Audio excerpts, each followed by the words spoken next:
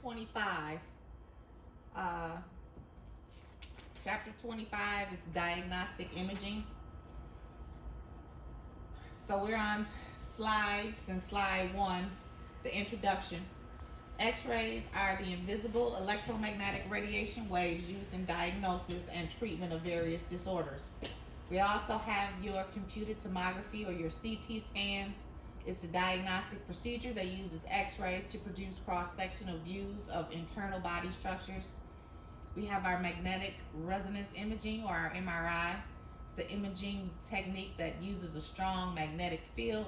And then we have our nuclear med, which is a branch of medicine that uses radioactive isotopes to diagnose and to treat disease.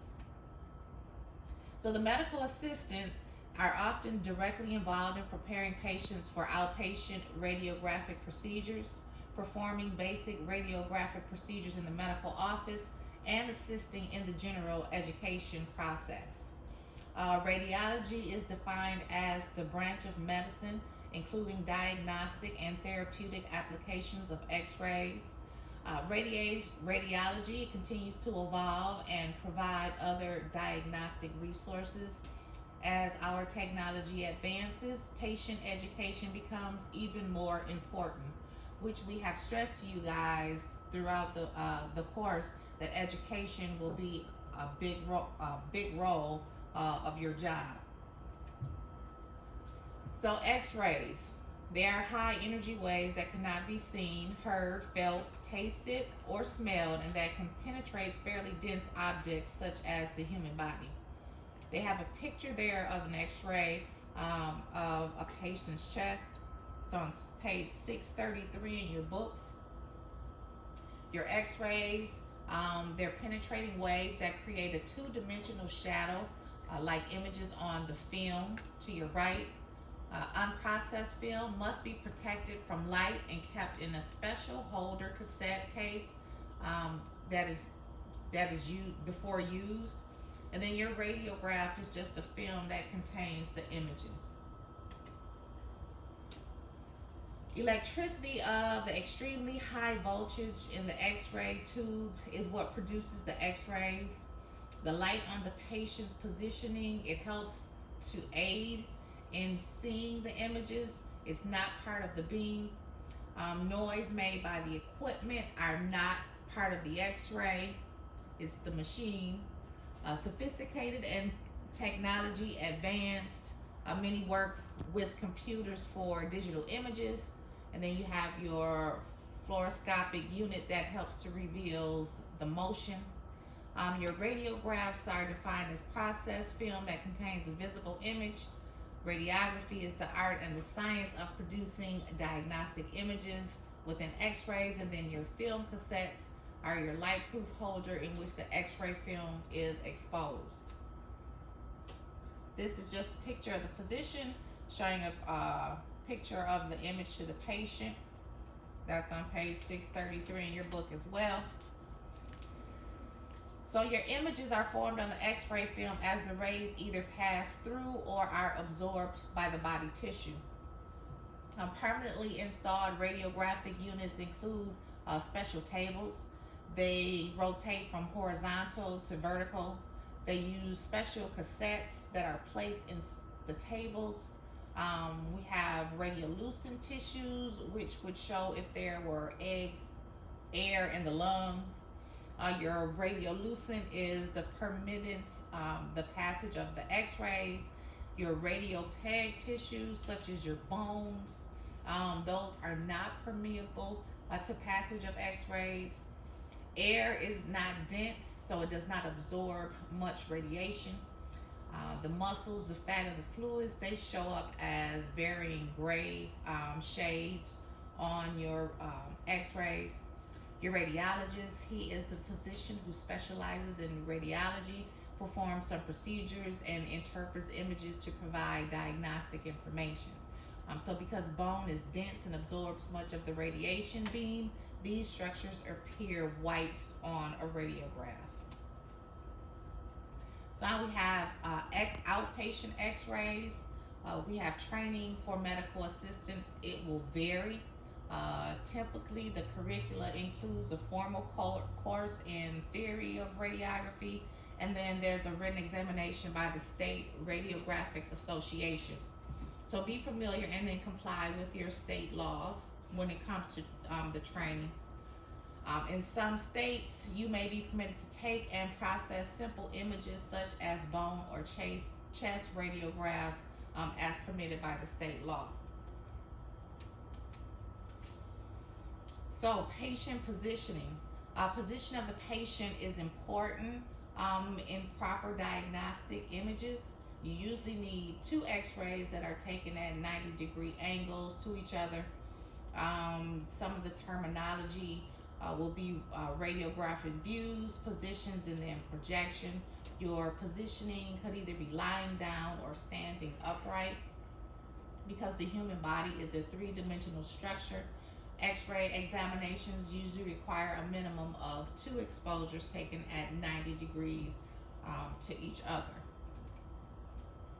So here is just an example of some of the standard positions for X-rays. We've already talked about a lot of these positions in med term, so you should be familiar with quite a few.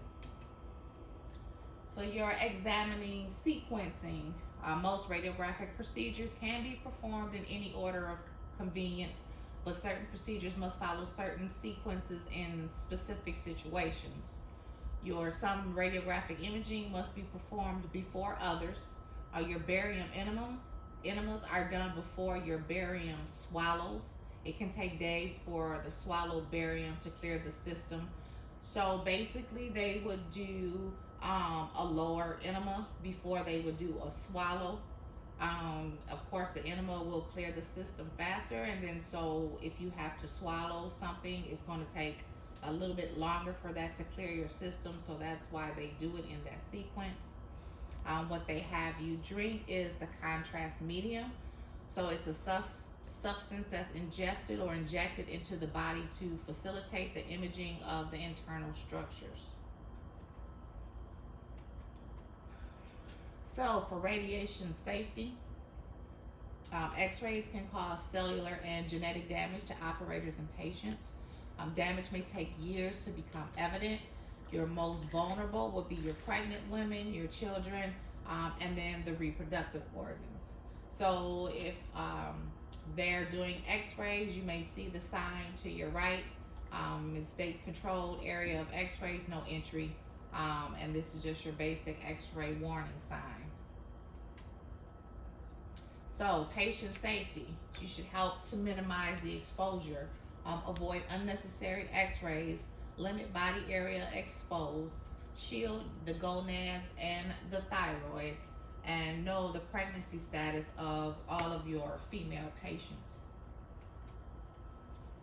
For operator safety, they should also minimize exposure, maximize their distance. They want to be as far away from the area as possible.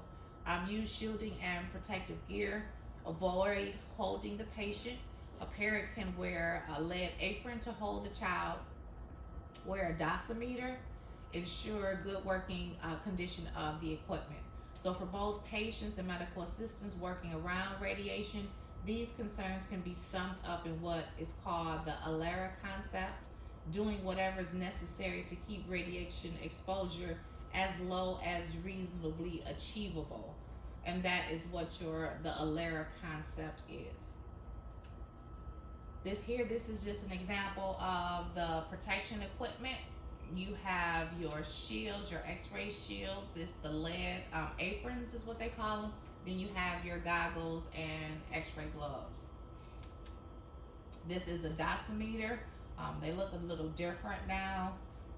What it does, it measures, you wear them, and then you turn them in at the end of the month. I think it's monthly. And they measure the exposure of how much radiation you've been exposed to.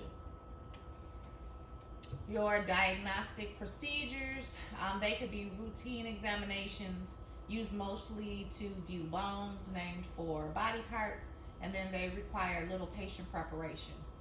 Routine radiographic examinations require little or no preparation of the patient and are the most commonly performed examinations. This is just a chart of some of your routine radiographic examinations by body region. It's in your books on page 637, and they talk about the different regions and how the patient should be prepared. Mammographies. These are used to screen for breast cancer. It is an x-ray. The breasts are compressed to spread the internal structures for maximal visualization. And this is a vital adjunct to a biopsy. Basically, your mammography, your mammogram x-ray will dictate whether you need to have a biopsy or not. This is a chart from the American Cancer Society and your guidelines for breast cancer screening. Just reading through, it recommends a mammogram for women yearly starting at the age of 40. Or if you've had women with no known risk factors. And then it talks about the different ages. That's on page 637 in your books also. So contrast medium.